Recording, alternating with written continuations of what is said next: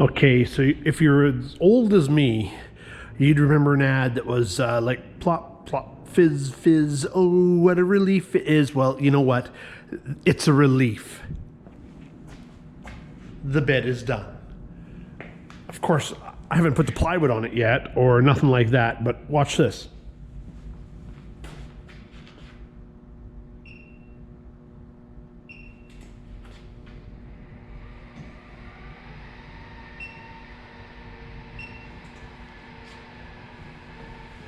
So, right now the bed is folding. As I'm sure you can see, I don't know why I'm actually telling you that.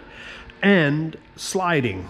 Now, it is two separate actions, and the fold action happens way faster than the slide action happens, but they both can happen at the same time, because as soon as the bed starts rising, I can already start folding. Now, of course, when I'm putting it back down into the sleeping position from the couch or the day bed position, I mean, we're going to call it probably the day bed or couch position, I can't actually start the fold until it's probably 3/4 of the way slid. That's not an issue. Not sure if you remember, but I was having issues with this not folding far enough. And, dummy me, took a lot of miscalculations, recalculations, twigging this, adjusting that. I finally figured it out. One small adjustment, I moved one of the mounts just partially into a different location, which of course made the actuator push about another inch further, and it is perfectly vertical. And I'll wait for it to slide for you to see, but I mean, it is perfectly vertical. It will line up almost exactly with the back of the truck, which will be right here. I am going to deal with these. I'm going to get rid of them because, of course, through vibration, I don't know whether or not this will move very much. Pretty solid, but you know what? We do drive on some pretty wild roads once in a while. So I am going to clean that up, get rid of those. Just to make it so that I don't get any damage to the inside of the box. I have put little rubber stoppers on the top. That actually allows the folding portion to drop down and sit level, because of course when you raise up to put the glides on, you add about that much. I don't know, those little feet right here. So I'm not sure, probably 1/2 inch, I'm not sure, but I happen to have those little rubber feet here, and so they screwed right in. I put them on and it's done. Yes, I've been talking, and while I've been talking, it is still sliding. So again, this is not going to be a solution that's going to happen in 20 seconds. But the beauty part of it is we're just going to be able to hit a switch and continue on with our day. Get up in the morning, pop down off the bed, first person down, starts making coffee, flicks the fold, wakes the other person up, get out of bed, I'm folding the bed on you, get out of bed now, and then starts the slide action, away you go. By the time it's all finished, the coffee's brewed, we're going to be able to sit down at our little dinette, and away we go, have dinner. Same thing, after dinner, if we're sitting inside the truck, I mean, most of the time we don't, since our dinette will be under the table under the bed once it slides out. After dinner, you're doing cleanup and everything else, you can slide the bed part way out and lay this back part way, if maybe you want to go and lay down a little bit or sit up and read, and then of course, come along and finish off the slide. It's close. I've been talking for a while.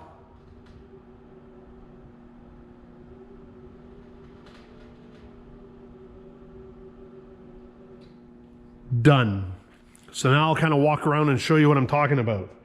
Of course, the battery on the GoPro is low. Ouch, damn it, that hurt. Just pinched my finger in the tripod. See, so look at that, perfectly square. But you can see where I've got a little bit of a concern here with these bolts, because the wall is probably going to be right there. So I am going to take these, I'm going to put in the proper mounting things from 80/20 or the aluminum extrusion companies. So this will all be flush, there'll be nothing there. I might actually even put some foam on that, just some glued or sticky back foam. Here are little control boxes that I use right now. So this is the sliding actuator, 20 inches, that's how far it slides. Just sorry about moving that, just getting the cord out of the way. These are the folding actuators. They both work in pairs. So I have one on either side. That way there, you know, it slides nice and evenly. I don't get any twist in the glides. These are the glides right here. For all of you geeky people that keep asking me, well, I won't call you geeky, you know, that want all the technical stuff, because, you know, it's we're all here learning. This is a 15 series, so it's 1.5 inches by 1.5 inches. This is 10 series. I've mounted one glide on to the 10 series, so the glides are actually 15 series, very strong. You know, like this is not going to move. And so, yeah, and away we go. It sits there perfectly. I'll take you around to the front and show you the front. And so that will be the daybed configuration right there as we're, you know, having dinner, because of course our dinette will be right here. Here's our dinette table once I get the top on it. So that will pull right out and sit over top. That'll be our table. We'll have a bench on either side. This will slide back in. I'll have a couple little spring latches there to hold it in place. And then these two here, these are just temporary. I've said that before, but if you haven't seen the other videos, those two are temporary. So those will be our storage drawers here. And of course, these will just be a long storage with just a false front. The bed is designed to stop right here. You can see I've got about 3/4 of an inch because I'm gonna have a nice finish panel right across the front of this aluminum to hold the mattress in place. You know, so that it'll match the drawer fronts. It'll also match the two corner pieces there. A nice natural, it's probably gonna be a natural pine or something like that. So yeah, and what was the reference to the old TV ad? Oh, what a relief, I tell you. It's not that I've been stressing over this. It's more the fact that, you know, I'm smart. I can figure this out, but I don't know how to make the calculations. So it was just trial and error, trial and error, trial and error. And I wasn't getting frustrated. It was more or less that I should be able to figure this out. Like, you know, come on, like this is not a complicated thing. Trying to make that fold enough that it would sit there perfectly to the back wall. But you can see, I mean, I've got maybe, you know, I don't know, maybe less than 1 inch right there, you know, and I'm just digging here for, there we go. Okay, I've got maybe about 1 inch. There you go. That's what it'll look like. So maybe I don't have to really trim them back that much, but I am going to replace those just to protect the back wall. That's just for peace of mind. Anyways, roaming Small Patricks, we are building our 2014 Fuso adventure truck. It's an FG. We've got a 15.5-foot box on our 4-wheel drive cab over. It's parked outside.